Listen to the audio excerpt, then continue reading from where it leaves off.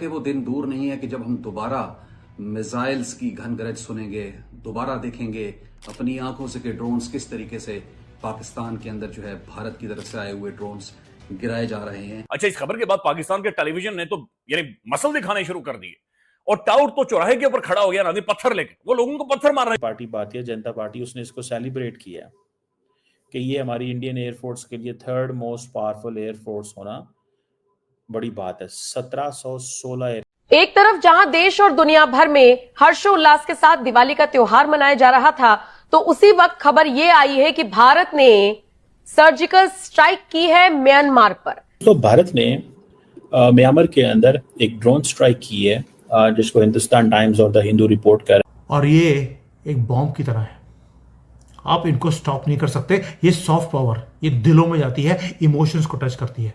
यही रीजन है कि दुनिया के जो लीडर्स हैं वो डरते हैं आज मोदी से। ऊपर से साइकोलॉजिकल वॉरफेयर, उसके मास्टर बन चुके हैं। ये रीजंस हैं जिसके कारण मोदी टेरिफाई करते हैं दुनिया को। वो है एक माइंडसेट, जो साइकोलॉजिकल वॉरफेयर है, माइंडसेट को शिफ्ट कर दिया। आज मेरे जैसा आदमी जो कॉर्पोरेट में काम करने वाला, आज अगर हिम्मत करता है दुश्मन कंट्री में बैठकर वीडियो बनाने के लिए भारत की फेवर में, उसका रीजन है कि हमें मालूम है कि हमारा लीडर नॉन एपोलोजेटिक है, प्राउड हिंदू है। वो दिखाता है कि मैं हाँ मंदिर में जा रहा हूं। हमारे लिए बहुत बड़ा मसला बन सकता है। that's what I understand। मुझे तो कम से कम ये नजर आता है, अगर इंडिया ने ये फैसला किया कि हमने असला देना है, इंडिया ने ये फैसला किया हमने असला देना है। आज दोस्तों जय हिंद, राष्ट्रलोक टीवी में आपका स्वागत है। इंडियन एयरफोर्स की ताकत को देखकर पाक आवाम का बहुत बुरा हाल हो गया है, रो रही है, चिल्ला रही है, क्योंकि इंडियन एयरफोर्स वर्ल्ड के तीसरे नंबर पर पहुंच गई है। ये सब देखते हुए कीमा रो रहा है, बोल रहा है भारत हमें कीड़े मकोड़े की तरह कभी भी कुचल सकता है। ऑपरेशन सिंदूर में भी हमें कुचला है, हालांकि हमने अपनी हार को स्वीकार नहीं किया है, लेकिन हकीकत में तो हम हार ही गए थे। अपनी जान बचाना बहुत मुश्किल हो गया था। ये जाहिल मोदी हमें कभी छोड़ता नहीं है, कभी तो बख्श दो यार मोदी। भारत ने तो चाइना को भी पीछे छोड़ दिया है, अब हमारा क्या ही होगा, हम क्या ही कर सकते हैं, हमारी औकात ही क्या है। वैसे पाकिस्तान की औकात ही क्या है, वो तो एक भिखमंगे है, क्या ही कर सकते हैं। उनका रोना जायज है और उनको रोना भी चाहिए, शायद उनके ऊपर तरस दिखा दे तो उनकी जान बच जाए।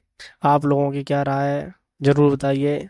अगर आपने अभी तक वीडियो को लाइक नहीं किया हो तो लाइक कीजिए, साथ ही चैनल को सब्सक्राइब जरूर करें। चलिए चलते हैं वीडियो के आगे। इंडिया चाइना से आगे निकल गया as a third most powerful air force in the world. नाज़रीन, पाकिस्तान और भारत के दरमियान जो कशीदगी है वो इस वक्त अपनी पीक पर पहुंच चुकी है, और ये कशीदगी किसी भी वक्त एक बिजली की तरह फटकर हमारे सरों पर गिर सकती है। अब मियां नवाज शरीफ साहब, नाज़रीन यकीन माने मेरी तरह है, उनकी अंग्रेजी भी मेरी तरह है बिल्कुल। उन्हें भी जीमेल का पासवर्ड चेंज करना नहीं आता, लेकिन आईटी हमने उनके साथ मंसूब कर दिया। आईटी सिटी मियां नवाज शरीफ साहब के नाम के ऊपर होगा। अब ये थोड़ा सा चाइनीज को बड़ा अजीब लग रहा है कि हमारे जहाज और हमारा बड़ा कुछ दर्जा हरारत को कम करके कोई राह निकालना है, तो उसके लिए जरूरी है कि जनरल आसिम मुनीर मुद्दते मुलाजमत खत्म होने के बाद, जिसमें चंद हफ्ते रह गए हैं बाकी, और इस बार हम फजाइया के साथ साथ नेवी की भी एक जंग देखेंगे, जो कि भारत ने जिसका इशारा भी दे दिया है। मेरा नाम बड़ा होना, मेरा फोटो लगा होना चाहिए, और ये हम सब की ज़हनी पस्ती और हमारे अंदर ये डाला गया है। ये चीजें डालकर और ये चीजें हमें बताई गई दुनिया भर में, शायद ये ऐसा होता हो, लेकिन नहीं होता। कॉम्बैट एयरक्राफ्ट हैं, जो फाइटर्स हैं, इंटरसेप्टर्स हैं, बॉम्बर्स हैं, वो इंडिया के पास तकरीबन 600 से 650 तक हैं, और चाइना के पास मोर देन 2200 है। दुनिया के जो मौजूद मुआशरे जो खासतौर पर इवॉल्व कर चुके हैं नाज़रीन, वो अब इन चीजों के पीछे नहीं जाते।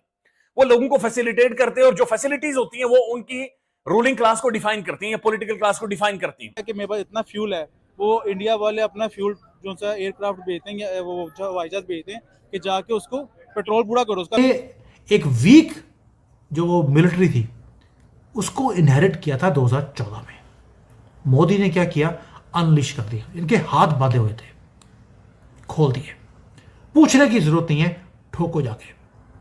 बॉर्डर से उधर से कभी भी कुछ होता है, जाइए सर्जिकल स्ट्राइक कर दीजिए। टाइमिंग आपका कैसे करना है आप करिए, पर मुझे रिजल्ट बता देता कि कितने कॉकरोच मारे। बस एयर स्ट्राइक करनी है, पाकिस्तान के दूसरे कोने में जाके मार रहा है, करो, पूछने की जरूरत नहीं है। एयरक्राफ्ट कैरियर है, अपना खुद का बना के निकाल दिया। तेजस फाइटर जेट है, 40 साल में कुछ नहीं हुआ, अब धूम मचा रहा है।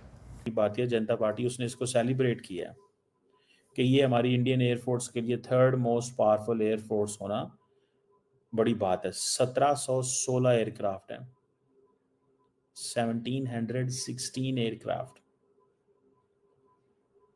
अब ये चीजें जो है दे आर देयर। वो कह रहे हैं जी हमारे पास 1716 यूनिट का जो है ना वो पूरे फ्लीट है। और अब ये थोड़ा सा चाइनीज को बड़ा अजीब लग रहा है कि हमारे जहाज और हमारा बड़ा कुछ। तो मैंने कहा थोड़ी इसी पे जरा गपशप मार ली जाए। अगर थोड़ा सा कंपैरिजन कर लिया जाए इंडियन एयरफोर्स का और चाइनीज एयरफोर्स का, तो इंडियन एयरफोर्स कहा जाता है कि रॉयल इंडियन एयरफोर्स 1932 में वजूद में आई थी, प्री पार्टीशन। चाइनीज जो है वो 1949 में। इंडिया के पास 1,40,000 के करीब एक्टिव पर्सनल है, चाइना के पास 3,90,000। मैं एयरफोर्स की बात कर रहा हूँ। टोटल एयरक्राफ्ट जो इंडिया के पास हैं वो 1700 से लेके 1850 हैं, जबकि चाइना के पास 2800 to 3000 एयरक्राफ्ट हैं। जो कॉम्बैट एयरक्राफ्ट हैं, जो फाइटर्स हैं, इंटरसेप्टर्स हैं, बॉम्बर्स जो हैं, वो इंडिया के पास तकरीबन 600 से 650 तक हैं और चाइना के पास मोर देन 2200 है। अब आप ये थोड़ा सा कंपैरिजन देख लें। इंडिया के पास एयर रिफ्यूलिंग भी है, चाइना के पास भी एयर रिफ्यूलिंग है। इंडिया के पास C-17 ग्लोब मास्टर्स हैं और चाइना के पास भी इस तरह के रिफ्यूलर्स हैं। इसी तरह जो एयरबोर्न अर्ली वार्निंग वैक्स, ये वो दोनों मुल्कों के पास हैं। चाइना के अपने हैं, इंडिया के अपने हैं। इंडिया के जो मेन फाइटर्स हैं उसमें Su-30 MKI राफेल है, MiG-29 है, मिराज है, तेजस है। अब यहाँ पे ज़रा चाइना के पास जो फाइटर है वो देखें, J-20 stealth, J-16, J-10C, J-11, Su-35। अब इंडिया चाइना के पास 5th जनरेशन फाइटर जेट्स हैं, इंडिया के पास तो नहीं है, ठीक है ना जी। जो J-20 है चाइना के पास, that is 5th generation stealth fighter है, और J-35 उनका टेस्टिंग में है। इनके पास जो है जो तेजस MK2 जो है वो भी नॉन ऑपरेशन है, लेकिन वो डेवलपमेंट में है, स्टेल्थ शेल्थ जो होता है। सो इनके पास, इंडिया के पास जो बॉम्बर फ्लीट है, कोई डेडिकेटेड स्ट्रेटेजिक बॉम्बर्स नहीं है। इंडिया जैगुआर्स और Su-30 स्ट्राइक के लिए इस्तेमाल करता है। चाइना के पास हैं इस तरह के H-20 स्टेल्थ बॉम्बर हैं जो डेवलप कर रहे हैं, और H-6 और H-6N लॉन्ग रेंज बॉम्बर्स हैं।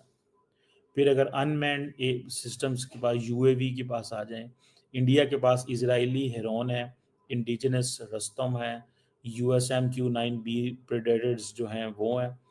ये MQ-9B जो प्रेडेटर हैं इन्होंने बाइडेन एडमिनिस्ट्रेशन से लिए थे। चाइना के पास अपने लार्ज एडवांस फ्लीट है, विंग लोंग है, और